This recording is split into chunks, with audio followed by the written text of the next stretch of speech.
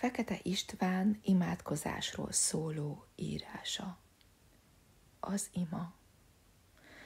Az ima nálam nagyon régen kezdődött. Szinte emlékeim legelején. Ülök az ágyban, és egy pár száraz, öreg kéz összefogja az enyéimet. Mondd, kisfiam! És én mondtam utána az imát. Az ágy puhasága simogatott, az est zsongított, az álom a szemem körül járt, és én mondtam az imát, és gyönge gyermeki képzeletemmel felemeltem lelkem az Istenhez.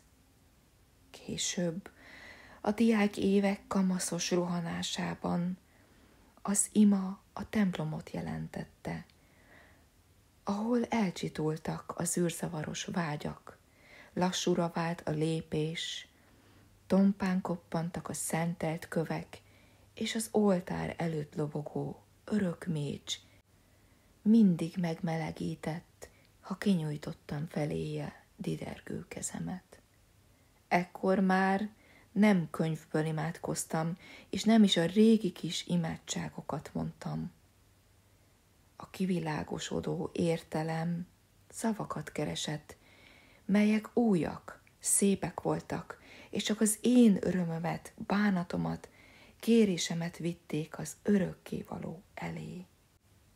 Aztán jött az előbbi világégés, és mindig mélyen megrendített az imára zendült kürtök rivalgása, és a térdre hult harctérre induló századok halálos csendje, ahol szinte érezni lehetett az elhagyott otthonok felé szálló gondolatokat, alkódást, szeretetet, igazi imát, ami hangtalanul szárnyalt a halál felé induló férfiak lelkéből. Ó, milyen kicsik, és mégis mennyire férfiak voltak ezek a katonák, akik káromkodva ébredtek, káromkodva feküdtek, és csak itt döbbentek rá, hogy az igazi kiállás hitben, vérben, fájdalomban, betegségben és imádságban, akár ezrek előtt a nyílt terek porában az egyetlen és valódi férfiasság. Aztán jött a zuhanás Trianon halálos völgyébe. Jött a megalázás, a szégyen, az elesettség, szegénység, járvány, és jöttek az imák. Az egész nemzet megtanult imádkozni, és nem szégyelték már a férfiak sem egy-egy szóra befordulni a templomba. Ezek a férfiak többnyire megjárták a harctereket, és megtanulták, hogy egyetlen félelem örökös csak. Nem halálfélelem, hanem az Isten félelem. És ahogy az imádság felé fordult a nemzet, úgy emelkedtünk ki a halálra ítéltség posványából. Amilyen csendesek lettünk, olyan hangos volt körülöttünk a győztesek páholya, és amilyen fennhéjázók voltak ők, olyan alázatosak lettünk mi, mert akkor éreztük már, hogy az alázatosságnál nincsen nagyobb a világon.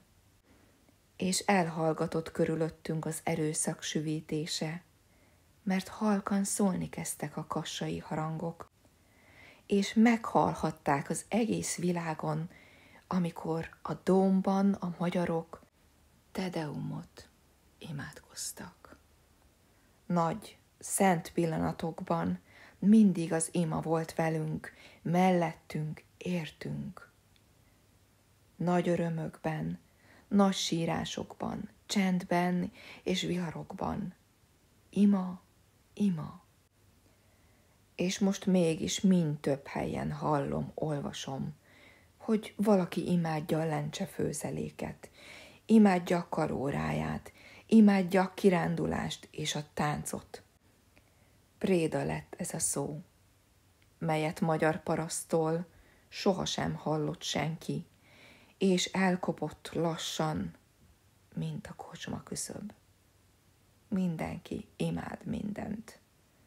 A lovát, a szeretőjét, a nyakkendőjét, megszentségtelenítve egy szót, az emberi lélek néma himnuszát, a tisztaság, a kérés, a vigasz, a félelem, az istenkeresés egyetlen utolsó felkiáltását, amikor már nincs semmi, de semmi segítség, mencsvár, csak az ima.